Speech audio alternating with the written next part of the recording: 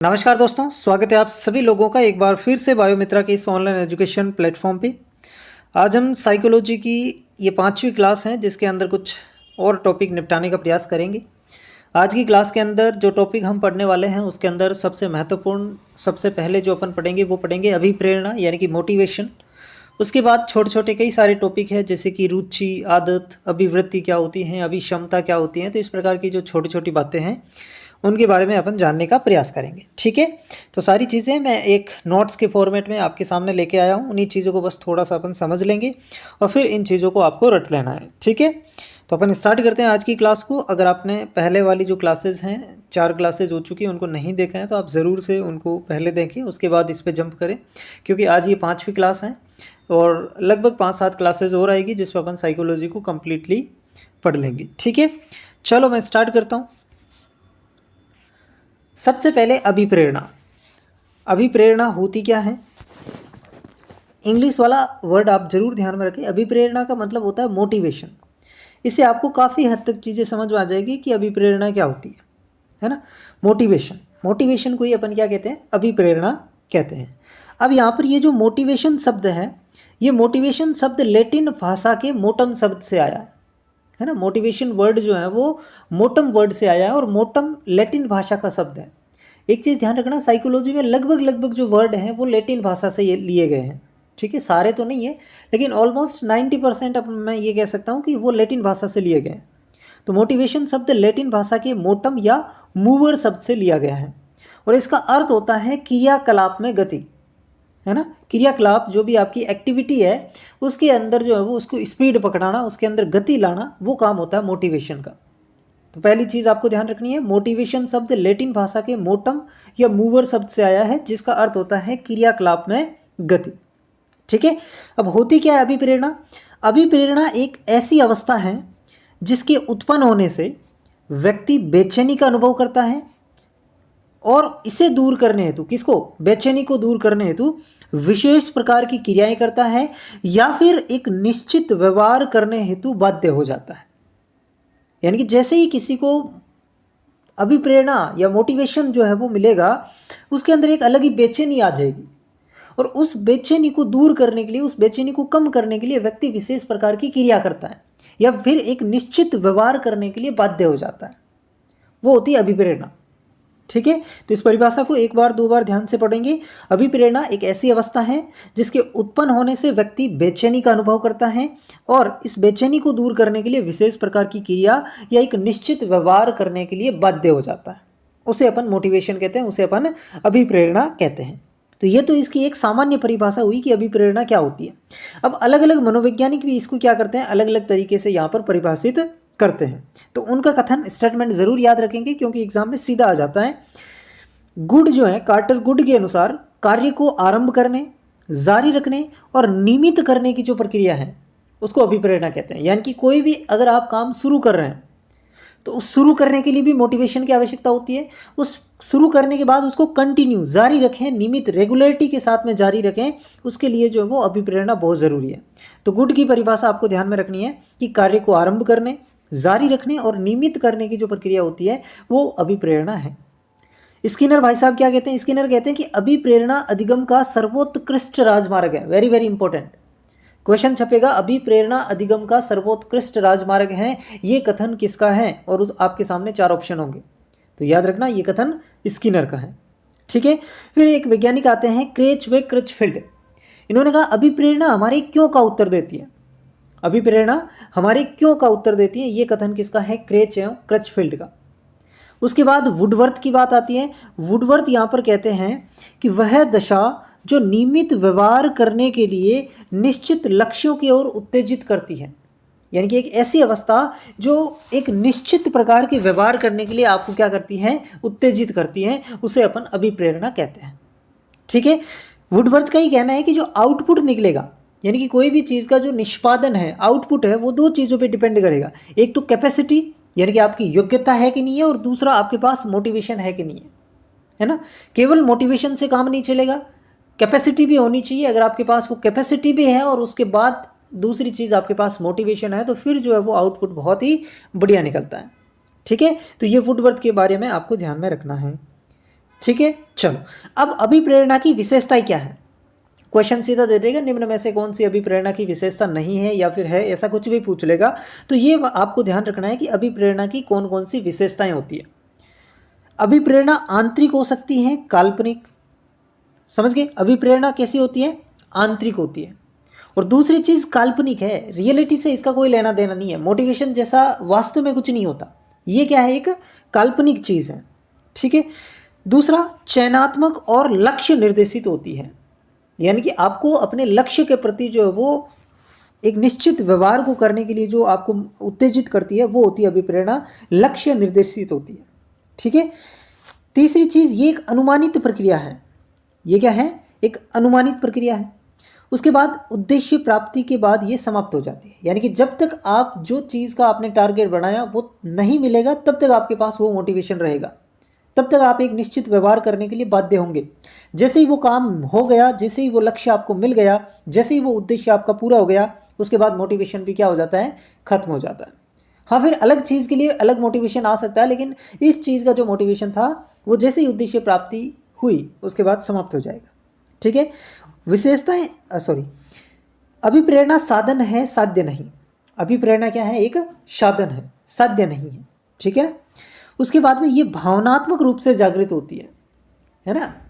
भावनात्मक रूप से जागृत होने का मतलब है ये आपके अंदर से आती है ना। फिजिकली इनका कोई रोल नहीं होता, भावनात्मक रूप से जो जुड़ी होती है वो कौन होती है, अभिप्रेरणा होती है। उसके बाद ये आवश्यकता व आकांक्षाओं की पूर्ति करने में सहायक होती है, यानी कि जो भी आपकी आवश्यकता है, जो भी चीज़ आपको चाहिए या फिर जो भी आपकी आकांक्षाएं हैं उनको पूरा करने में ये सहायता करती है। कैसे सहायता करती है, जैसे ही आप मोटिवेट होंगे आपके अंदर एक अलग बेचैनी का अनुभव होगा और आप उस लक्ष्य को प्राप्त करने के लिए एक निश्चित तरह का व्यवहार दर्शाएंगे, ठीक है। और अगर आप एक निश्चित व्यवहार दर्शाएंगे, एक रेगुलेटरी दर्शाएगी, तो ऑब्वियसली बात है जो चीज़, जो लक्ष्य, जो आकांक्षाएं आपकी है वो पूरी हो जाएगी। तो इसलिए ये आवश्यकताओं और आकांक्षाओं को पूरी करने में सहायता करती है। और लास्ट है समस्या समाधान में भी सहायक होती है, ठीक है। तो ये कुल मिलाकर के 7-8 पॉइंट हैं जो विशेषता के तौर पे आपको ध्यान रखना है। एक बार फिर से मैं बता दूं, अभिप्रेरणा यानी कि मोटिवेशन लैटिन भाषा के मोटम या मूवर शब्द से आया है, जिसका मतलब होता है क्रियाकलाप में गति।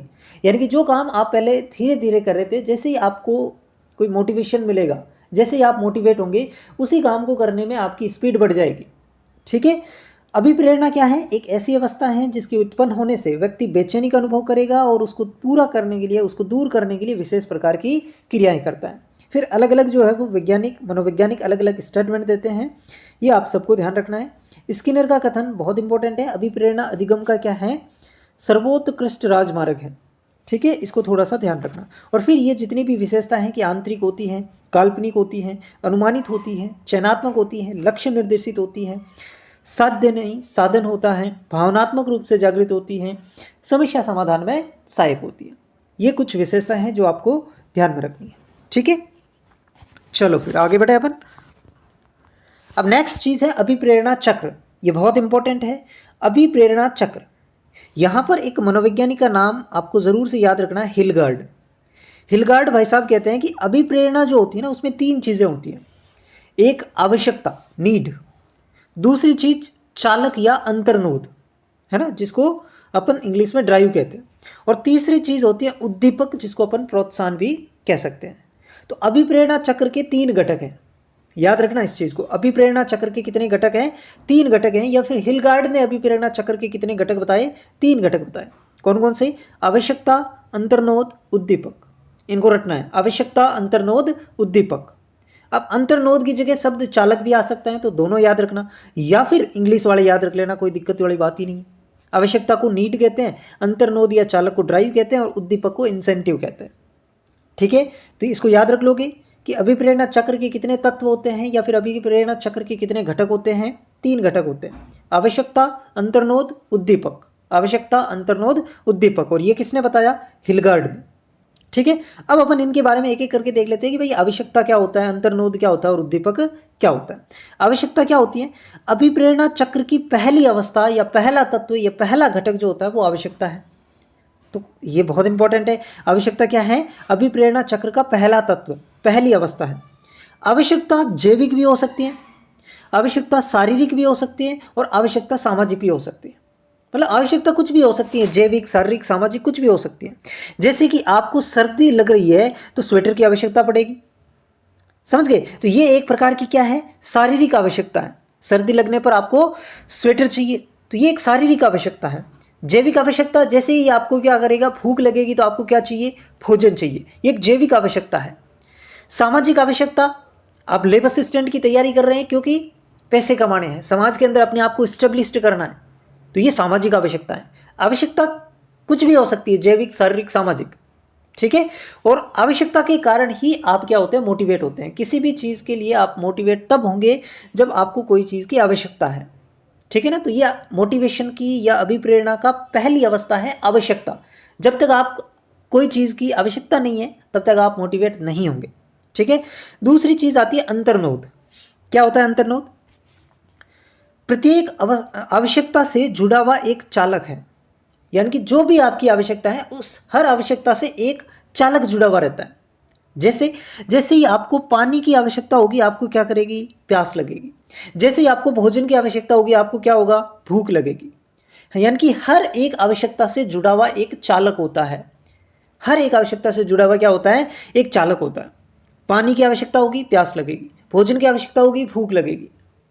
ये सारी की सारी क्या है, अंतर्नोद है, ठीक है ना। तो भूख, प्यास, ये अंतर्नोद है। या फिर अंतर्नोद को अपन यूँ कह सकते हैं कि आवश्यकता के फलस्वरूप उत्पन्न हुआ तनाव जो व्यक्ति को क्रियाशील बनाता है, उसे अपन क्या कहते हैं, अंतर्नोद कहते हैं। सिंपल सी बात है कि ऐसी अवस्था या फिर आवश्यकता के फलस्वरूप उत्पन्न हुआ ऐसा तनाव जो व्यक्ति को क्रियाशील बनाता है उसको अपन अंतर्नोद कहते हैं।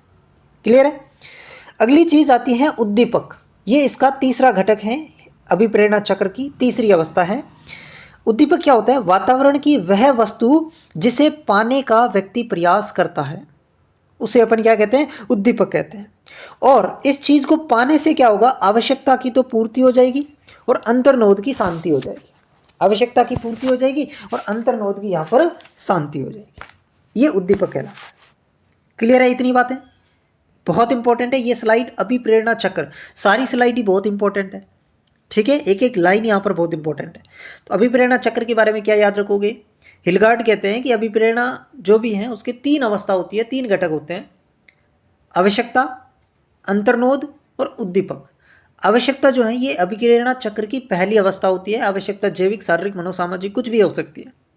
अंतर्नोद क्या होता है, हर आवश्यकता से जुड़ा हुआ एक चालक होता है। जैसे भूख लगने पर, भोजन की आपको जैसे ही आवश्यकता पड़ेगी आपको भूख लगेगी, तो ये उसके साथ भूख क्या है, उसके साथ जुड़ा हुआ एक चालक है और इसी भूख को अपन अंतर्नोद कहते हैं। और उद्दीपक क्या है, वातावरण की वह अवस्था या वातावरण की वह वस्तु जिसे आप पाना चाहते हैं, जैसे कि भोजन।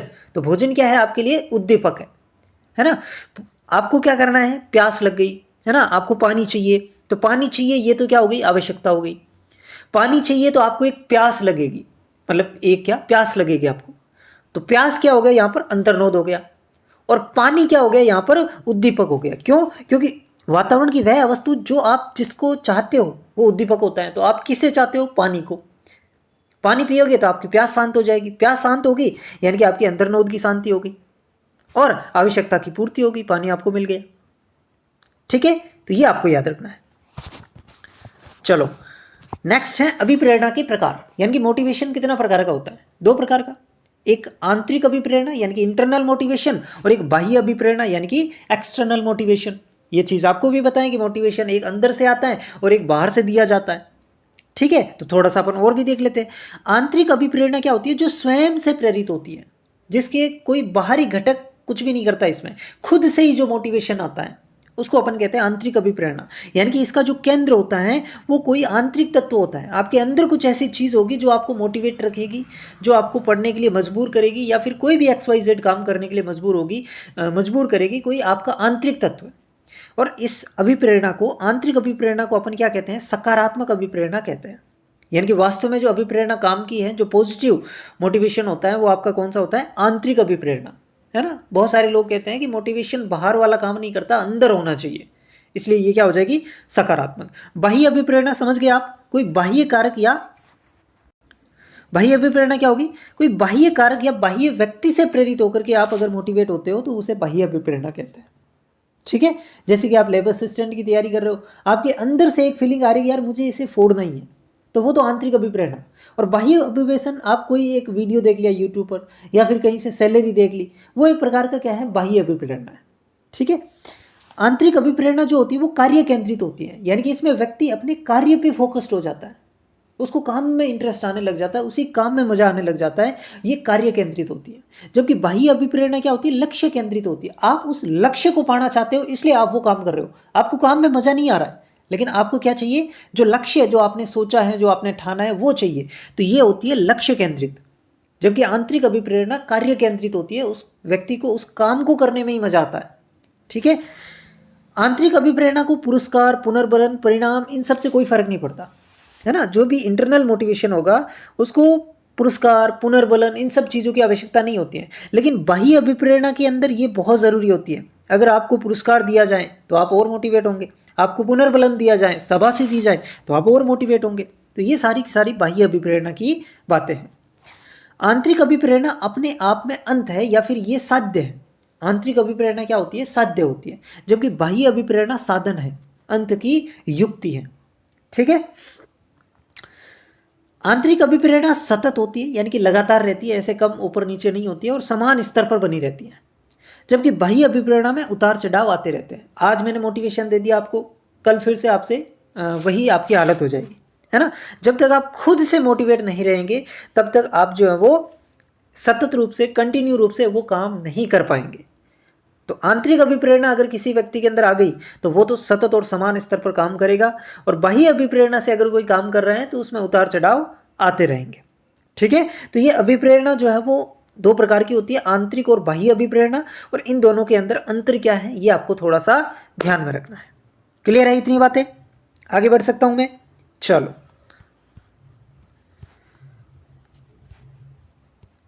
नेक्स्ट है अभिप्रेरकों के प्रकार, है ना। अभिप्रेरक कितने प्रकार के होते हैं? अभिप्रेरक कितने प्रकार के होते हैं? तो ये भी दो प्रकार के होते हैं।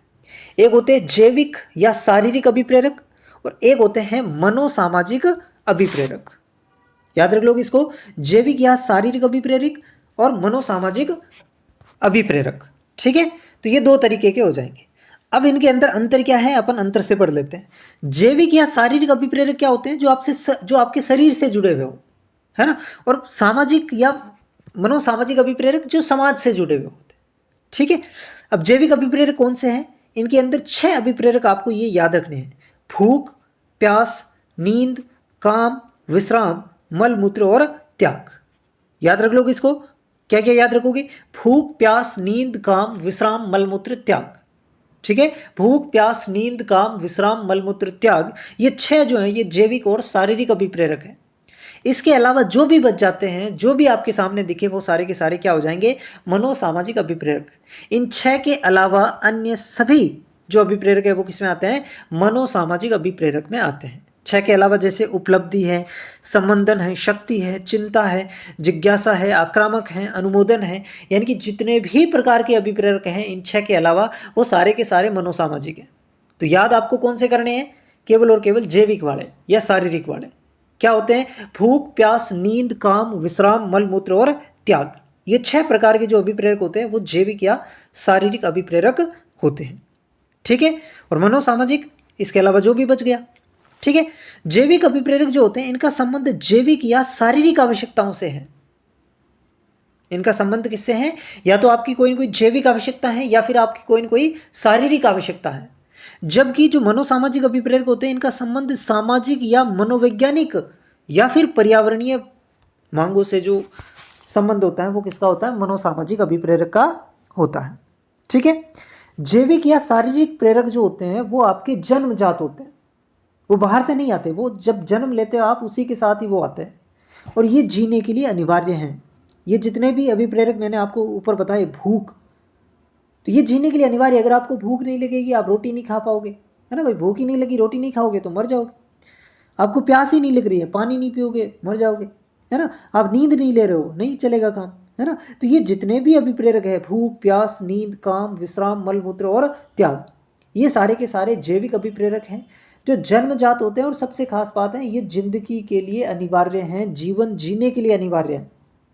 जबकि मनोसामाजिक अभिप्रेरक के बिना आप जीवन जी सकते हैं, समझ रहे हो? जीवन तो आप जी सकते हैं, लेकिन पर्यावरणीय जीवन या सामाजिक जीवन का जो है वो इसके बिना संभव नहीं है। और ये कैसे होते हैं? अर्जित होते हैं। समझ गए मेरी बात को?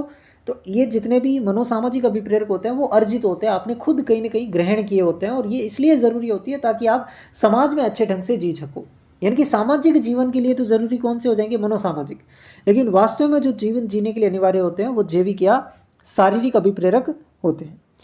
ये जो जैविक अभिप्रेरक होते हैं ये सार्वभौमिक होते हैं, मतलब सबके अंदर ही मिलेंगे। ये जितने भी मैंने बताए, भूख, प्यास, नींद, काम, विश्राम, मलमूत्र, त्याग, ये सब के अंदर देखने को मिलेंगे, कोई भी हो चाहे। लेकिन मनोसामाजिक अभिप्रेरक जरूरी नहीं है सबके अंदर मिले, जरूरी नहीं है सबके अंदर उसी मात्रा के अंदर मिले। किसी में गुस्सा ज़्यादा हो सकता है, किसी में कम हो सकता है। समझ गए मेरी बात को? तो मनोसामाजिक अभिप्रेरक सार्वभौमिक नहीं होते हैं, जबकि ये क्या होते हैं? सार्वभौमिक होते हैं। क्लियर है? तो ये होते हैं अभिप्रेरकों के प्रकार। चलो अब नेक्स्ट अपन पढ़ेंगे अभिप्रेरणा के सिद्धांत। अभी तक मैंने आपको अभिप्रेरणा शब्द, मोटिवेशन शब्द, मोटम लैटिन भाषा के शब्द से आया जिसका अर्थ होता है क्रियाशीलता में गति। उसके बाद मैंने अभिप्रेरणा की एक सामान्य परिभाषा आपको बताई। उसके बाद अलग अलग जो मनोवैज्ञानिक है वो इसके बारे में क्या विचार रखते हैं अभिप्रेरणा के बारे में। जैसे कि स्किनर की बात करूं तो अभिप्रेरणा अधिगम का सर्वोत्कृष्ट राजमार्ग होता है, ये स्किनर ने कहा था। तो ऐसे जो 3-4 मनोवैज्ञानिक है उनकी परिभाषा मैंने आपको बताई। उसके बाद अभिप्रेरणा चक्र मैंने आपको बताया, और जिसके अंदर आपको ध्यान रखना है कि अभिप्रेरणा चक्र की 3 अवस्था होती हैं, या फिर अभिप्रेरणा चक्र के 3 घटक होते हैं: आवश्यकता, अंतर्नोद और उद्दीपक। ठीक है? उसके बाद आवश्यकता क्या होती है, अंतर्नोद क्या होता है, उद्दीपक क्या होता है, ये हमने सीखा। उसके बाद हमने अभिप्रेरणा के प्रकार की बात की कि एक आंतरिक अभिप्रेरणा या सकारात्मक अभिप्रेरणा, और एक बाह्य अभिप्रेरणा या फिर नकारात्मक अभिप्रेरणा जिसे कहते हैं। ठीक है? उसके बाद हमने अभिप्रेरकों के प्रकार पढ़े कि भाई अभिप्रेरक 2 प्रकार के हो सकते हैं, एक तो जैविक या शारीरिक, और एक आपके मनोसामाजिक। जैविक या शारीरिक कौन से होते हैं? भूख, प्यास, नींद, काम, विश्राम, मलमूत्र, त्याग। इनके बिना जीवन संभव नहीं है, ये सार्वभौमिक होते हैं। जबकि मनोसामाजिक, इसके अलावा जो भी बच गए, जैसे कि उपलब्धि, संबंधन, आक्रामक शक्ति, अनुमोदन, सारी की सारी चीज़ें मनोसामाजिक अभिप्रेरक में आती हैं, और ये सामाजिक जीवन के लिए ज़रूरी होते हैं। इनके बिना सामाजिक जीवन संभव नहीं है, जैविक रूप से आप जी सकते हैं। ठीक है? तो ये हमने बात की। अब हम पढ़ेंगे अभिप्रेरणा के सिद्धांत। ठीक है? कि अभिप्रेरणा के कौन कौन से सिद्धांत हैं और उसके प्रतिपादक कौन कौन है। पहला जो सिद्धांत है वो है मूल प्रवृत्त्यात्मक सिद्धांत। पहला सिद्धांत कौन सा है? मूल प्रवृत्त्यात्मक सिद्धांत। किसने दिया मूल प्रवृत्त्यात्मक सिद्धांत? विलियम मैकडूगल ने। मूल प्रवृत्त्यात्मक या मूल प्रवृत्ति का सिद्धांत, ये भी कह सकते हैं आप। तो मूल प्रवृत्ति का सिद्धांत किसने दिया? विलियम मैकडूगल ने। इसलिए मूल प्रवृत्ति के जनक भी कौन माने जाते हैं? विलियम मैकडूगल माने जाते हैं। याद रख लोग इसको, वेरी इंपॉर्टेंट। मूल प्रवृत्ति के जनक कौन है? William McDougall. मूल प्रवृत्ति का सिद्धांत किसने दिया? William McDougall. अब विलियम मैकडूगल ने जो एक सूची बनाई और उसके अंदर 14 मूल प्रवृत्तियां बताई, है ना। इस चीज़ को बहुत ध्यान से पढ़ना। विलियम मैकडूगल, जिन्हें मूल प्रवृत्ति के जनक माना जाता है, इन्होंने 14 प्रकार की मूल प्रवृत्तियां और इन्हीं 14 मूल प्रवृत्तियों से जुड़े हुए जो संवेग हैं उनकी एक सूची बनाई। वो सूची आपको याद होनी चाहिए। अब यहाँ पर कौन कौन सी मूल प्रवृत्ति है और कौन कौन से संवेग है वो आपको ध्यान रखना है। 14 मूल प्रवृत्तियां मैंने आप सबके सामने लिख रखी है और उससे संबंधित संवेग भी आपके सामने लिख रखे हैं। एक बार मैं बता देता हूँ, फिर इनको रटने का प्रयास करना। ठीक है? सबसे पहले मूल प्रवृत्ति है पलायन, है ना। संवेग क्या है? भय। यानी कि जैसे ही आपको डर लगेगा आप क्या करेंगे? भाग जाएंगे, है ना। पलायन करेंगे। पलायन करने का मतलब भाग जाना। तो संवेग भय, उससे संबंधित मूल प्रवृत्ति क्या हो जाएगी? पलायन। संवेग है क्रोध, गुस्सा आ रहा है तो आप क्या करेंगे? युद्ध करेंगे, आक्रमण करेंगे। इसके लिए एक और वर्ड यूज होता है युयुत्सा, है ना। युयुत्सा या फिर युद्ध करेंगे, आक्रमण करेंगे जैसे आपको क्रोध की भावना आएगी। तीसरी चीज आती है भूख। जैसे ही भूख लगेगी आप क्या करेंगे? भोजन करेंगे, खाना खाएंगे। चौथी घृणा, है ना, हेट। किसी के प्रति घृणा आएगी तो आप क्या करेंगे? उससे विकर्षण, आप उससे दूर जाना चाहेंगे, है ना। तो ये हो जाता है मूल प्रवृत्ति। उसके बाद वात्सल्य। वात्सल्य क्या होता है? संतान की कामना करना, है ना। ये एक संवेग है वात्सल्य। तो वात्सल्य का मतलब संतान की कामना करना। चौथा, अगर आप कोई कष्ट में है तो आप क्या चाहेंगे? संवेदना दे, आपको कोई सहानुभूति आपके प्रति दिखाएं जैसे ही आप कष्ट में होते हैं। आपको कोई चीज़ का आश्चर्य हो रहा है तो आप क्या करेंगे? जिज्ञासा होंगे। आप क्या करेंगे? आपके अंदर जिज्ञासा आएगी। कोई भी चीज़ के प्रति आप जो है वो आश्चर्यचकित हो गए तो आपके मन में एक जिज्ञासा आएगी कि यार ये ऐसा क्यों हो रहा है। ठीक है? फिर आती है कामुकता। कामुकता के समय के साथ जुड़ा हुआ है काम प्रवृत्ति। आत्महीनता, इसके साथ जो मूल प्रवृत्ति जुड़ी हुई है वो है विनीत भाव। आत्म अभिमान, इसके साथ जो मूल प्रवृत्ति जुड़ी हुई है वो है आत्म प्रदर्शन या फिर आत्म गौरव। एकांकीपन, जैसे ही अकेलापन आएगा आपको क्या चाहिएगी, सामूहिकता चाहिएगी। अधिकार, अधिकार के अंदर मूल प्रवृत्ति जुड़ी हुई है संग्रह। रचनाभूति, इसके अंदर मूल प्रवृत्ति जुड़ी हुई है रचना प्रवृत्ति। और आमोद के साथ जो मूल प्रवृत्ति जुड़ी हुई वो है हास्य, लाफिंग। ठीक है, तो ये जो है वो 14 मूल प्रवृत्तियां और उससे जुड़े हुए संवेग की एक सूची बताई थी विलियम मैकडूगल ने, जिन्हें मूल प्रवृत्ति के जनक माना जाता है। तो इनको अब आप ये याद कर लेना कि 14 जो मूल प्रवृत्ति हैं और उनसे जुड़े हुए संवेग कौन कौन से हैं। कर लोगे ना, करना ही पड़ेगा, कोई ऑप्शन नहीं है। ठीक है, चलो नेक्स्ट। अभी तो देखो अपन ने एक सिद्धांत पढ़ा है कि मूल प्रवृत्ति का सिद्धांत। अभिप्रेरणा के काफ़ी सारे सिद्धांत होते हैं, अभी अपन ने एक सिद्धांत देखा है विलियम मैकडूगल वाला। अब नेक्स्ट अपन को देखने हैं दूसरा जो अभिप्रेरणा का सिद्धांत है वो है शरीर क्रिया सिद्धांत, और ये देने वाले मनोवैज्ञानिक हैं मॉर्गन। ये देने वाले मनोवैज्ञानिक का नाम क्या है, मॉर्गन। तो ये इसके अंदर बस अब नेक्स्ट वाले जितने भी होते हैं उनके अंदर सिद्धांत का नाम और उसके प्रतिपादक या जनक कौन है वो ध्यान रखना है। शरीर क्रिया सिद्धांत किसने दिया, मॉर्गन ने। उपलब्धि अभिप्रेरणा सिद्धांत देने वाले कौन हैं, मैक्लीलैंड। उपलब्धि अभिप्रेरणा सिद्धांत मैक्लीलैंड। मनोविश्लेषणात्मक सिद्धांत सिगमंड फ्राइड। मनोविश्लेषणात्मक सिद्धांत देने वाले सिगमंड फ्राइड हैं, और इस सिगमंड फ्राइड को हमने काफ़ी भी पहले भी पढ़ चुके हैं। फिर आता है आंतरिक प्रेरणा सिद्धांत, इसके जो प्रतिपादक है वो है हार्लो। ठीक है, अंतर्नोद न्यूनता या प्रेरणा प्रबलन सिद्धांत, ये किसने दिया, क्लार्क हल ने। अंतर्नोद न्यूनता या प्रेरणा प्रबलन सिद्धांत देने वाले मनोवैज्ञानिक क्लार्क हल है। एक्स वाई सिद्धांत, एक्स वाई थ्योरी किसने दी, मेक ग्रेगर ने। ठीक है, एक्स वाई सिद्धांत देने वाले व्यक्ति कौन है, मेक ग्रेगर है। उसके बाद में आ जाता है प्रत्याशा सिद्धांत, ये किसने दिया, विक्टर ब्रूम ने। प्रत्याशा सिद्धांत विक्टर ब्रूम ने। द्वितत्व का सिद्धांत किसने दिया, हजबर्ग ने। द्वितत्व का सिद्धांत हजबर्ग ने। विरोधी प्रक्रिया सिद्धांत शोलमैन व कॉर्विट ने दिया। प्रोत्साहन का सिद्धांत वॉल्स और कॉफमैन ने दिया। और स्वार्थीकरण का सिद्धांत या फिर इसको अपन आत्मसिद्धि का सिद्धांत या फिर अपन इसको आवश्यकता पदानुक्रमिक सिद्धांत कह सकते हैं, ये देने वाले व्यक्ति कौन है, अब्राहम मैस्लो।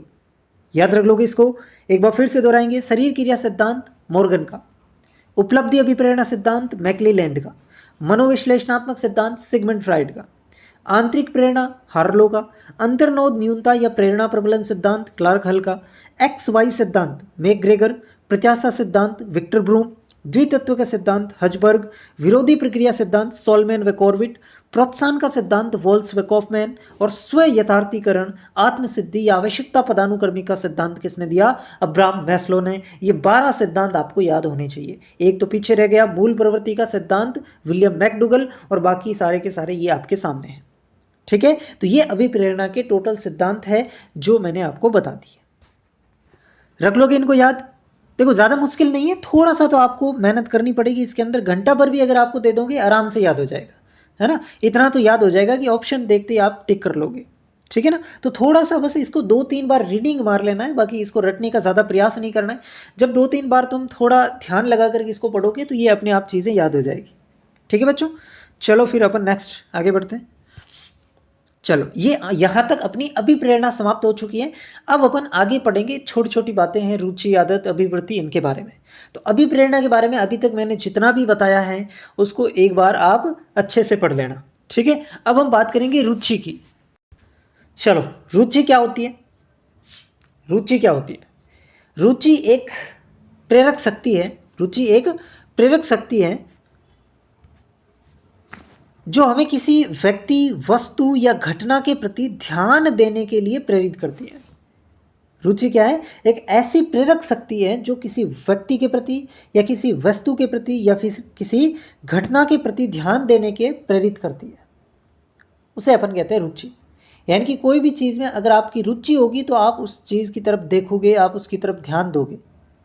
तो जो ध्यान आप उस चीज़ की तरफ दे रहे हो, इससे ये स्पष्ट हो रहा है कि आपका उस चीज़ में रुचि है।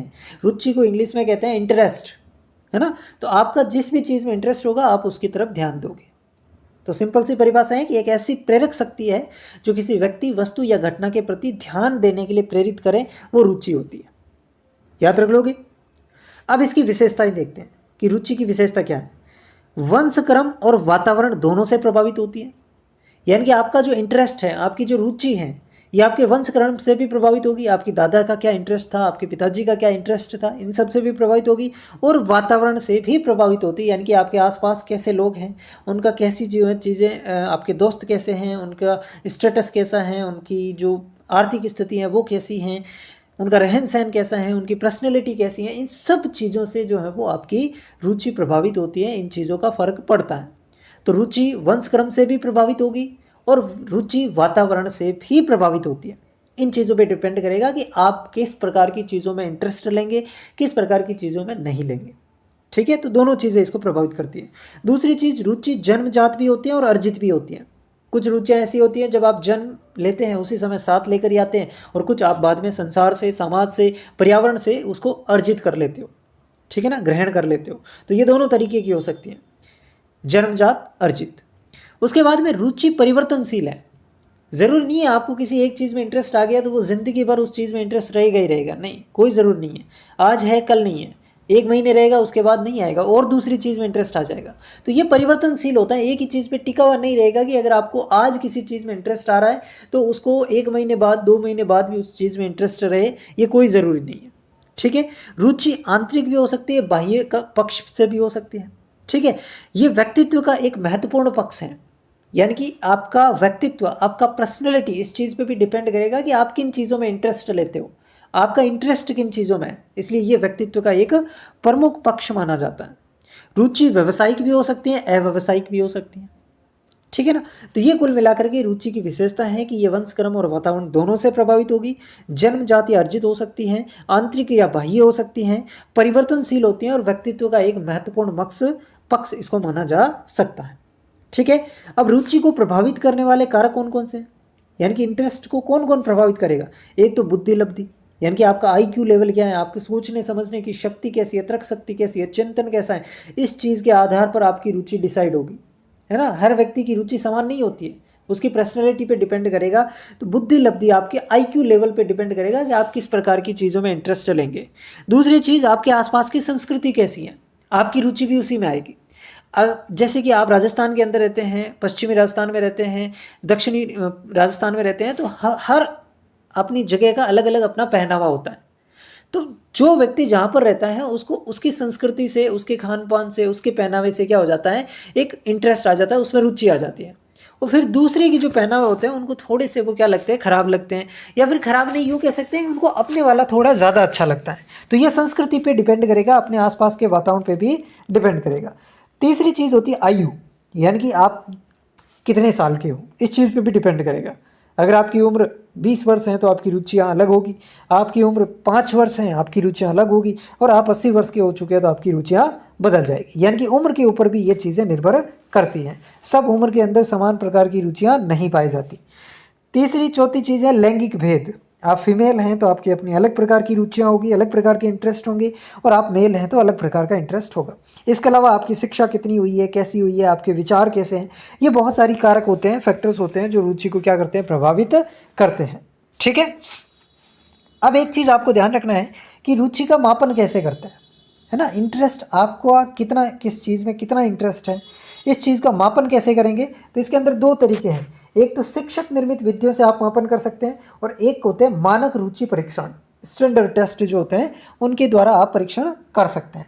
अब शिक्षक निर्मित विद्या क्या होती है, इसके अंदर एक चीज़ तो आ जाती है चिन्हांकन, एक चीज़ तो क्या हो जाती है, चिन्हांकन। पहली जो विधि है रुचि को मापने की, शिक्षक निर्मित विद्या मैं बता रहा हूँ, उसके अंदर पहली विधि है चिन्हांकन, यानी कि चेकलिस्ट।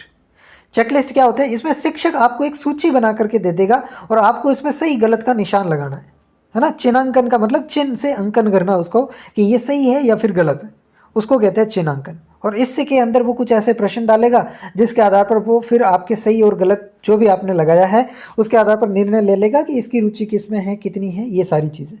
एक होता है श्रेणीकरण, यानी कि रैंकिंग। इसके अंदर आपको शिक्षक क्या करेगा, रैंक देगा। ठीक है, एक होता है रेटिंग, इसमें आपको रेटिंग देगा कि ये 4.5 का है, 4.7 है, 8 है, 9 है, इस प्रकार से रेटिंग दे दी जाती है। और एक आपका साक्षात्कार ले लिया जाता है, यानी कि आपका इंटरव्यू ले लिया जाता है शिक्षक के द्वारा। ठीक है। तो ये तो जितनी भी विद्या है ये रुचि मापने की शिक्षक निर्मित विद्या है। चिन्हांकन, श्रेणीकरण, रेटिंग और साक्षात्कार, ये शिक्षक निर्मित विद्या है। अब मानक रुचि परीक्षण कौन से होते हैं ये आपको याद रखने हैं कि रुचि को मापने के लिए जो स्टैंडर्ड टेस्ट होते हैं वो कौन कौन से हैं। इसमें एक तो आता है आपका स्ट्रॉन्ग रुचि परीक्षण, है ना, इसको याद रखना क्योंकि सवाल दे सकता है स्ट्रॉन्ग रुचि परीक्षण किसका मापन करता है, रुचि का, आदत का, अभिवृत्ति का, अभिक्षमता का। ठीक है, तो याद रखना स्ट्रॉन्ग रुचि परीक्षण, कुडर परीक्षण, जैक्सन वोकेशनल टेस्ट और मिनेसोटा रुचि परीक्षण, ये सारे के सारे जो है वो आपके रुचि मापने के परीक्षण हैं। स्ट्रॉन्ग रुचि परीक्षण, कुडर परीक्षण, जैक्सन वोकेशनल टेस्ट और मिनेसोटा रुचि परीक्षण। ठीक है, तो ये इतनी बातें आपको रुचि के बारे में ध्यान रखनी है। रख लोगे इतनी बातें, बहुत आसान है। चलो फिर आगे बढ़ते हैं। नेक्स्ट अपन पढ़ेंगे आदत। क्या होती है आदत? बहुत आसान है, कुछ भी नहीं करना। देखो आदत क्या होती है? पूर्वकृत व्यवहारों की पुनरावृत्ति। आदत किसको बोलते हैं? जब कोई चीज़ हम बार बार करते हैं। आदत क्या होती है? जब कोई भी चीज़ हम बार बार करते हैं ना, वो आदत होती है, उसको अपन आदत कहते हैं। जैसे कई लोगों की क्या आदत होती है, बालों के अंदर पूरे दिन ऐसे हाथ डालते रहते हैं, है ना, ऐसे करते रहते हैं लड़के, या फिर लड़कियां वो ऐसे लट्ठे खोल के छोड़ देती हैं, तो वो होती है आदत, है ना। वो बार बार जब वो चीज़ हो जाती है तो उसको अपन क्या कह देते हैं? आदत कह देते हैं। ठीक है, तो ये जो परिभाषा है ना, पूर्वकृत व्यवहारों की पुनरावृत्ति है, इसको विलियम जेम्स कहते हैं, है ना। ये परिभाषा देने वाले मनोवैज्ञानिक कौन है? विलियम जेम्स है। आदत पूर्वकृत व्यवहारों की पुनरावृत्ति, जो व्यवहार आपने पहले भी किए थे अब आप उसका रिपीटेशन कर रहे हैं, बार बार उन्हीं चीज़ों का आप रिपीटेशन कर रहे हैं जो आप पहले भी कर चुके होते हैं, वो आदत होती है। दूसरी परिभाषा ध्यान से सुनो। आदत एक ऐसा व्यवहार है जो इतनी बार दोहराया गया कि अब स्वचालित हो गया। ये परिभाषा किसकी है? गेरेट की। क्या कहते हैं गेरेट साहब? कि एक ऐसा व्यवहार है जिसको इतनी बार दोहराया गया है, इतनी बार दोहराया गया कि अब ये स्वचालित हो गया, मतलब आपको पता भी नहीं चल रहा है और आपके हाथ बाल में चले गए, है ना। तो ये अब जो है वो आपको पता भी नहीं चलता है, ये स्वचालित हो गया, अपने आप होने लग गया। क्यों होने लग गया? क्योंकि आपने रिपीटेशन ही इतनी बार किया है। तो ये परिभाषा गेरेट की है। ये दोनों परिभाषा बहुत महत्वपूर्ण है और इससे पूरा आदत का कॉन्सेप्ट भी क्लियर हो जाता है। विलियम जेम्स कहते हैं कि पूर्वकृत व्यवहारों की पुनरावृत्ति क्या है? आदत है। और गेरेट कहते हैं कि आदत एक ऐसा व्यवहार है जो इतनी बार दोहराया गया है कि स्वचालित हो गया, उसको अपन आदत कहते हैं। जैसे आप पहली बार कोई काम कर रहे हैं तो ऐसे थोड़ी करेंगे कि ये क्या आदत पड़ी है तेरी, है ना। जब कोई चीज़ बार बार आप करते हो तो आप कहते हैं कि ये क्या आदत है तेरी। ठीक है, तो ये थोड़ा सा आपको ध्यान रखना है। विशेषता क्या है? आदत कभी भी जन्मजात नहीं होती, हमेशा अर्जित होती है ना। जन्म से कोई आदत नहीं होती, ऐसे कि जन्मते ही कुछ आदत आपने पाल ली। वो आदत हमेशा अर्जित होगी, कहीं ना कहीं आपसे सीखी होगी, उसके बाद में आपकी आदत आई होगी। ठीक है, आदत जरूरी नहीं है अच्छी हो, बुरी भी हो सकती है। ठीक है ना, तो वो तो आप पे डिपेंड करेगा कि आपकी आदत अच्छी है या बुरी है। तीसरी चीज़, इससे समय और श्रम की बचत होगी। अगर आपको किसी भी चीज़ की आदत है तो उसको करने में न तो आपको समय लगेगा और न आपको श्रम लगेगा। ठीक है ना, जैसे कि आपने 1000 क्वेश्चन प्रैक्टिस कर लिए फिजिक्स में, तो अब आपको फिजिक्स के अंदर सवालों को करने की क्या होगी? आदत होगी। अब जब आप एग्जाम में बैठोगे तो आपको न तो ज़्यादा समय लगेगा और न ज़्यादा अपने आप को खपाना पड़ेगा। क्यों? क्योंकि हैबिट पड़ी हुई है, आदत पड़ी हुई है। ठीक है ना, तो ये थोड़ा सा आपको ध्यान रखना है। उसके बाद में आदत से कार्य में यांत्रिकता आती है। यांत्रिकता मतलब मशीन टाइप हो जाते हो आप, है ना। परफेक्शन आपके अंदर बहुत ज़्यादा आ जाता है जब कोई चीज़ का बार बार रिपीटेशन करते हैं, तो इसे कहते हैं यांत्रिकता आना। और तीसरी चीज़, ये स्वतः और तत्परता की क्रिया होती है। ठीक है ना, अपने आप होती है और जिस भी चीज़ की आपकी आदत पड़ी होती है वो आप फटाक से कर लेते हो। ठीक है, उसके अंदर सोचना नहीं पड़ता। एक चीज़ याद रखना, आदतों का निर्माण कैसे होता है, तो इसके अंदर 4 स्टेप आपको ध्यान रखने हैं। पहले संकल्प, फिर क्रियाशीलता, फिर निरंतरता और फिर अभ्यास। ये 4 चीज़ें हैं जो आपको ध्यान रखना है आदतों के निर्माण से संबंधित। रख लोगे इसको याद? ठीक। अब नेक्स्ट हमारा जो टॉपिक है वो है अभिवृत्ति। अभिवृत्ति का मतलब होता है एटीट्यूड, है ना। एटीट्यूड जो है उसे ही अभिवृत्ति कहते हैं।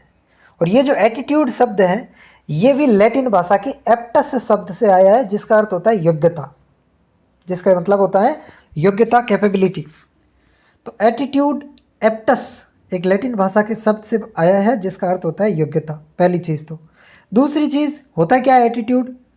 व्यक्ति का किसी वस्तु, व्यक्ति, स्थान या घटना के प्रति दृष्टिकोण कैसा है, उसको कहते हैं एटीट्यूड। यानी कि किसी भी चीज़ के प्रति आपका क्या दृष्टिकोण है। वो चीज़ कुछ भी हो सकती है, कोई व्यक्ति हो सकता है, कोई स्थान हो सकता है, कोई घटना हो सकती है। उनके प्रति जो आपका दृष्टिकोण है, सकारात्मक हो सकता है, नकारात्मक हो सकता है, थोड़ा हो सकता है, ज़्यादा हो सकता है, वो डिपेंड करेगा। लेकिन आपका जैसा भी उसके प्रति जो दृष्टिकोण बना हुआ है वो आपका एटीट्यूड है। ठीक है, ठीक है। चलो, विशेषताएं एटीट्यूड की।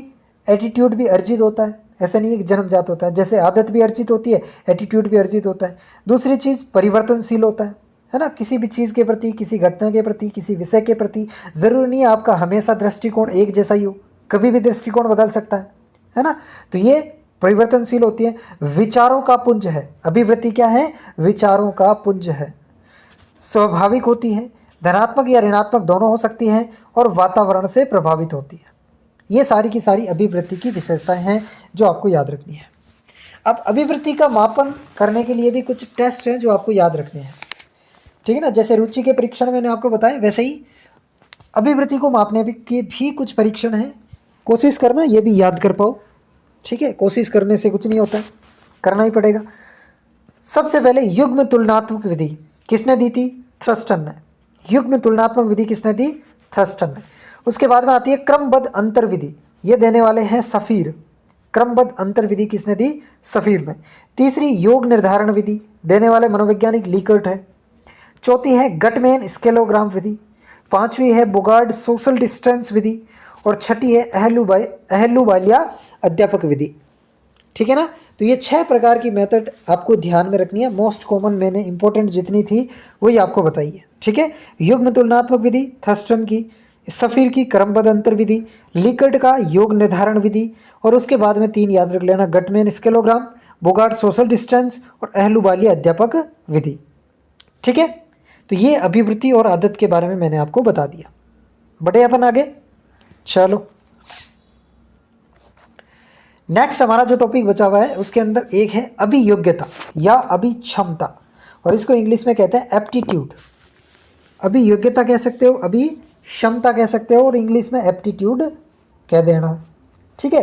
क्या होती है अभियोग्यता, प्रशिक्षण की सहायता से ज्ञान, दक्षता और सीखने की जो प्रक्रिया है वो अभियोग्यता है। और ये कथन किसका है, विंगम का। ये जो स्टेटमेंट है अभियोग्यता के बारे में, ये किसका है, विंगम का। क्या है, प्रशिक्षण की सहायता से, ट्रेनिंग के माध्यम से आप ज्ञान सीखते हैं, दक्षता या फिर कोई भी चीज़ जो सीखने की प्रोसेस होता है उसको अपन क्या कहते हैं, अभियोग्यता कह देते हैं। हो जाएगी याद, ठीक। अगला एक कथन है ट्रैक सेलर का। ट्रैक सेलर कहते हैं कि व्यक्ति की वर्तमान दशा है जो उसके भविष्य की संभावनाओं की ओर संकेत करती है। अभियोग्यता क्या है, व्यक्ति की वर्तमान के अंदर प्रेजेंट कंडीशन है जो ये डिसाइड करेगी कि उसका भविष्य कैसा है। आपका अभी की जो अभियोग्यता है, आपका अभी का जो एप्टीट्यूड है, ये निर्धारित करेगा कि आपका आगे का भविष्य कैसा होगा। और ये बात बताते हैं ट्रैक सेलर, ठीक है। ये बात कौन बताते हैं, ट्रैक सेलर। अब इसकी विशेषता भी देख लेते हैं। अभियोग्यता जो होती है वो अमूर्त होती है। कैसी होती है, अमूर्त होती है। दूसरी चीज़ मापनीय होती है, मापा जा सकता है। और ये मानसिक योग्यताओं की सूचक होती है, ठीक है ना। जितनी भी बातें मैंने लिखाई हैं सारी इंपॉर्टेंट है, चाहे वो मनोवैज्ञानिकों की परिभाषा लिखाई हो, चाहे वो विशेषताएं लिखाई हो, चाहे वो टेस्ट लिखाया हो। एक एक चीज़ आपको ध्यान से पढ़ना है और याद करना है, ठीक है। रटने मत बैठ जाना, 2-3 बार रीडिंग लगा देना बस। मैं इसलिए ही प्रयास कर रहा हूँ आपको छोटे से छोटे नोट्स के अंदर, छोटे से छोटे कंटेंट में आपको 80% तक चीज़ें दे दूँ, है ना। तो इनको अगर आप 3-4 बार भी पढ़ लोगे एग्जाम से पहले तो भी ये याद हो जाएंगे, आपके ऑप्शन से सवाल हो जाएंगे, ठीक है। चलो फिर अपन इसकी अभियोग्यता की विशेषता हमने देख ली कि अमूर्त होती है, मापनीय होती है, मानसिक योग्यताओं की सूचक होती है, ठीक है। चलो अब लास्ट हमारा आ जाता है आत्म प्रत्यय। आत्म प्रत्यय का सीधा सा मतलब होता है अपने बारे में जानना, स्वयं के बारे में जानना, खुद के बारे में जानना, उसे अपन कहते हैं आत्म प्रत्यय, ठीक है। यानी कि अपने आप के बारे में जानना ही आत्म प्रत्यय है। थोड़ी सी परिभाषा देख लेते हैं। स्वयं का प्रत्यक्षीकरण करना मतलब स्वयं से रूबरू होना, स्वयं की भावनाओं, गुणों एवं क्षमताओं के बारे में जानना ही क्या होता है, आत्म प्रत्यय होता है, स्व प्रत्यय होता है, या फिर स्व अवधारणा होती है ना। नाम कुछ भी हो सकता है, आत्म प्रत्यय भी कह सकते हैं, स्व प्रत्यय भी कह सकते हैं, स्व अवधारणा भी कह सकते हैं, लेकिन मतलब आपको पता होना चाहिए कि स्वयं के बारे में जानना, खुद के बारे में, खुद के विचार क्या हैं, खुद की भावनाएं क्या हैं, खुद के अंदर क्या क्या क्वालिटीज़ हैं, क्या क्या कैरेक्टर हैं, इन चीज़ों के बारे में जानना, खुद से रूबरू होना, खुद का प्रत्यक्षीकरण करना ही क्या होता है, आत्म प्रत्यय होता है। ठीक है, चलो अब इसके अंदर दो फैक्ट हैं जो आपको याद रखना है। पहली चीज़ तो विलियम जेम्स ने अपनी पुस्तक principle of psychology, William James की किताब का नाम है प्रिंसिपल ऑफ साइकोलॉजी, उसके अंदर इसका उल्लेख किया, किसका, आत्म प्रत्यय का। ठीक है, तो पहली लाइन यह याद रखनी है कि विलियम जेम्स ने अपनी पुस्तक प्रिंसिपल्स ऑफ साइकोलॉजी में अभी आत्म प्रत्यय का यहाँ पर क्या किया, उल्लेख किया। और दूसरी चीज आपको ध्यान रखना है, केटल के अनुसार आत्म प्रत्यय व्यक्तित्व का आधार स्तंभ है। ये केटल कहते हैं कि आत्म प्रत्यय तो व्यक्तित्व का आधार स्तंभ है, एक बेसिक पिलर है। कौन, आत्म प्रत्यय, किसका, व्यक्तित्व का। और कौन बताते हैं, केटल बताते हैं। व्यक्तित्व का आधार स्तंभ होता है, ये बात बताते हैं केटल। हुआ याद, हो गया। चलो एक बार फिर से बता देता हूं, अभियोग्यता या अभिक्षमता क्या होती है, व्यक्ति की वह दशा है, वर्तमान दशा है जो उसके भविष्य की संभावनाओं की ओर संकेत करती है। ये ट्रेक्शलर ने कहा और विंगम ने कहा कि प्रशिक्षण की सहायता से ज्ञान, दक्षता और सीखने की प्रक्रिया जो होती है वो क्या होती है, अभियोग्यता होती है। फिर इसकी विशेषता हमने देखी और उसके बाद आत्म प्रत्यय यानी कि स्वयं के बारे में, खुद के बारे में जानने का प्रयास करना। ठीक है, चलो एक बार फिर से अपन फटाफट इन चीज़ों को देख लेते हैं, उसके बाद इसको एंड करते हैं। सबसे पहले हमने बात की अभिप्रेरणा की। अभिप्रेरणा इंग्लिश में कहते हैं मोटिवेशन। मोटिवेशन लैटिन भाषा के मोटम शब्द से आया है, जिसका मतलब होता है क्रियाकलाप में गति, यानी कि जिस स्पीड से आप काम कर रहे थे अब स्पीड आपकी बढ़ गई। कैसे बढ़ी, मोटिवेशन की वजह से। अभिप्रेरणा एक ऐसी अवस्था है जिसके उत्पन्न होने से व्यक्ति बेचैनी का अनुभव करेगा और उस बेचैनी को दूर करने के लिए वो एक प्रकार के निश्चित व्यवहार दर्शाएगा, निश्चित व्यवहार दर्शाने के लिए बाध्य हो जाएगा। ठीक है, गुड इसके बारे में क्या कहते हैं, कार्टर गुड कहते हैं कि किसी भी कार्य को आरंभ करने, जारी रखने और नियमित रूप से करने की जो प्रक्रिया होती है वो अभिप्रेरणा होती है। स्किनर का कथन है कि अभिप्रेरणा अधिगम का सर्वोत्कृष्ट राजमार्ग है। क्रेच और कर्चफील्ड कहते हैं कि अभिप्रेरणा हमारे क्यों का उत्तर देती है। और वुडवर्थ भाई साहब कहते हैं कि output is equal to capacity plus motivation, यानी कि अगर आपको आउटपुट दिखाना है, आउटपुट निकालना है तो आपके अंदर कैपेसिटी भी होनी चाहिए और दूसरी चीज़ मोटिवेशन। उसके बाद हमने देखी विशेषता, अभिप्रेरणा जो है ये आंतरिक भी हो सकती हैं, बाह्य भी हो सकती हैं, काल्पनिक अवस्था है, भावनात्मक रूप से जागृत होती हैं, समस्या समाधान में सहायक होती है, आवश्यकताओं की पूर्ति में सहायता करती हैं, चयनात्मक और लक्ष्य निर्देशित हैं, अनुमानित प्रक्रिया है और उद्देश्य प्राप्ति के बाद समाप्त हो जाएगी। ठीक है, तो ये इसकी विशेषता है। नेक्स्ट अपन को ध्यान रखना है अभिप्रेरणा चक्र, वेरी वेरी इंपॉर्टेंट। अभिप्रेरणा चक्र किसने दिया, हिलगार्ड ने। अभिप्रेरणा चक्र की कितने घटक या कितनी अवस्था है, 3 अवस्था। पहली अवस्था आवश्यकता, दूसरी अंतर्नोद, तीसरी उद्दीपक, यानी कि 3 अवस्था आपको ध्यान रखना है, आवश्यकता, अंतर्नोद, उद्दीपक। आवश्यकता क्या होती है, अभिप्रेरणा चक्र की पहली अवस्था होती है, ये जैविक शारीरिक कुछ भी हो सकते हैं। अंतर्नोद क्या होता है, हर आवश्यकता से जुड़ा हुआ एक चालक, जैसे कि प्यास लगने पर आपको से पानी की आवश्यकता होने पर आपको प्यास लगेगी, तो प्यास यहाँ पर क्या हो गया, अंतर्नोद। और उद्दीपक क्या होता है, वह वस्तु वातावरण की जिसको आप पढ़ना चाहते हो वो आपका उद्दीपक हो जाएगा। ठीक है, उसके बाद अभिप्रेरणा 2 प्रकार की होती है, एक आंतरिक यानी कि जिसका के अंदर होता है, और एक बाह्य अभिप्रेरणा जो बाहर किसी व्यक्ति से ली होती है। आंतरिक अभिप्रेरणा सकारात्मक हो सकती है, बाह्य अभिप्रेरणा नकारात्मक होती है। आंतरिक अभिप्रेरणा कार्य केंद्रित होती है जबकि ये लक्ष्य केंद्रित होती है। आंतरिक अभिप्रेरणा पुरस्कार, पुनर्बलन, परिणाम इन सब चीज़ों से प्रभावित नहीं होती, इनका कोई फर्क नहीं पड़ता, जबकि बाह्य अभिप्रेरणा पर इन सब चीज़ों का फर्क पड़ता है। आंतरिक अभिप्रेरणा सतत और समान स्तर पर बनी रहेगी, जबकि बाह्य अभिप्रेरणा के अंदर उतार चढ़ाव आते रहेंगे। नेक्स्ट अपना है अभिप्रेरक, 2 प्रकार के होते हैं, एक जैविक और शारीरिक जिसे कह सकते हैं, और दूसरा मनोसामाजिक। जैविक और शारीरिक अभिप्रेरक ऐसे होते हैं जो व्यक्ति को जैविक रूप से जिंदा रहने के लिए आवश्यक होते हैं। इसके अंदर 6 अभिप्रेरक आपको याद रखने हैं, भूख, प्यास, नींद, काम, विश्राम, मलमूत्र, त्याग। भूख, प्यास, नींद, काम, विश्राम, मलमूत्र और त्याग। इसके अलावा जितने भी अभिप्रेरक होते हैं वो मनोसामाजिक अभिप्रेरक में आ जाएंगे। ठीक है, जैविक अभिप्रेरक जितने भी होते हैं ये जन्मजात होते हैं और व्यक्ति के जिंदा रहने के लिए आवश्यक होते हैं। मनोसामाजिक अभिप्रेरक अर्जित होते हैं और ये सामाजिक जीवन जीने के लिए जरूरी होते हैं। जैविक अभिप्रेरक सार्वभौमिक होते हैं, सभी के अंदर हर जगह पर पाए जाते हैं, सबके अंदर समान होंगे, चाहे वो ऑस्ट्रेलिया का व्यक्ति हो तो भी उसको भूख लगेगी, और चाहे वो कनाडा का व्यक्ति हो, चाहे वो भारत का व्यक्ति हो, चाहे वो राजस्थान का हो। ठीक है, सब किसी को भूख लगती है, प्यास लगती है, नींद, आराम सबको चाहिए। तो ये सारे चीज़ सार्वभौमिक होती है, बाकी ये जरूरी नहीं है सबके अंदर समान हो। नेक्स्ट अभिप्रेरणा के सिद्धांत हमने देखने थे। अभिप्रेरणा सिद्धांत के अंदर सबसे पहले आता है मूल प्रवृत्ति या मूल परिवर्तनात्मक सिद्धांत, जिसके जनक विलियम मैकडूगल हो जाएंगे। इन्हीं को मूल प्रवृत्ति के जनक माना जाता है। उसके बाद में आपको ध्यान रखना है कि इसके अंदर इन्होंने मूल प्रवृत्ति की कितनी बताई, 14 बताई, और उनसे संबंधित संवेगों की एक सूची भी बताई। तो ये 14 मूल संवेग और मूल प्रवृत्ति कौन कौन सी है ये आपके सामने है, ठीक है, इनको एक बार पढ़ लेना। नेक्स्ट फिर शरीर क्रिया सिद्धांत मॉर्गन ने दिया था। ये सारे के सारे अभिप्रेरणा के सिद्धांत हैं। उपलब्धि अभिप्रेरणा सिद्धांत मैक्लीलैंड ने, मनोविश्लेषणात्मक सिद्धांत सिगमंड फ्राइड ने, आंतरिक प्रेरणा सिद्धांत हार्लो ने, अंतर्नोद न्यूनता या प्रेरणा प्रबलन सिद्धांत क्लार्क हल ने, XY सिद्धांत मैकग्रेगर ने, प्रत्याशा सिद्धांत विक्टर ब्रूम ने, द्वितत्व का सिद्धांत हजबर्ग ने, विरोधी प्रक्रिया का सिद्धांत सोलमैन व कॉर्बेट, प्रोत्साहन का सिद्धांत वोल्सकोफेन, और स्व यथार्थीकरण या आत्म सिद्धि का सिद्धांत अब्राहम मैस्लो। ठीक है ना, तो इनको 3-4 बार पढ़ोगे याद हो जाएगा, टेंशन लेने की ज़रूरत ही नहीं है। ठीक है, चलो नेक्स्ट हमने पढ़ा रुचि। इंटरेस्ट क्या होता है? एक ऐसी प्रेरक शक्ति जो हमें किसी व्यक्ति, वस्तु या घटना के प्रति ध्यान देने के लिए प्रेरित करती है, वो क्या होती है? रुचि होती है। ये वंशक्रम और वातावरण दोनों से प्रभावित होगी। जन्मजात भी हो सकती है, अर्जित भी हो सकती है, परिवर्तनशील होती है, सदैव एक जैसी नहीं रहती, व्यक्तित्व का एक बहुत ही महत्वपूर्ण पक्ष है, और आंतरिक या बाह्य हो सकती है। इसको प्रभावित करने वाले कारक में हमने देखा बुद्धि, लब्धि, संस्कृति, आयु, लैंगिक भेद, शिक्षा, विचार, ये सब कुछ। फिर इसके अंदर रुचि को मापने के 2 तरीके होते हैं। एक तो शिक्षक खुद विद्या बनाता है, जैसे कि चिन्हांकन, श्रेणीकरण, रेटिंग, साक्षात्कार, और एक स्टैंडर्ड टेस्ट होते हैं जिसके अंदर स्ट्रॉन्ग रुचि परीक्षण, कुडर परीक्षण, जैक्सन वोकेशनल टेस्ट और मिनेसोटा रुचि परीक्षण। ठीक है, फिर हमने यहाँ पर देखा आदत क्या होती है। तो आदत के अंदर 2 अलग अलग मनोवैज्ञानिक बताते हैं। विलियम जेम्स कहते हैं कि पहले के व्यवहारों की पुनरावृत्ति करना, और गेरेट बताते हैं कि ऐसा व्यवहार है आदत जो इतनी बार दोहराया गया है कि अब स्वचालित हो गया है।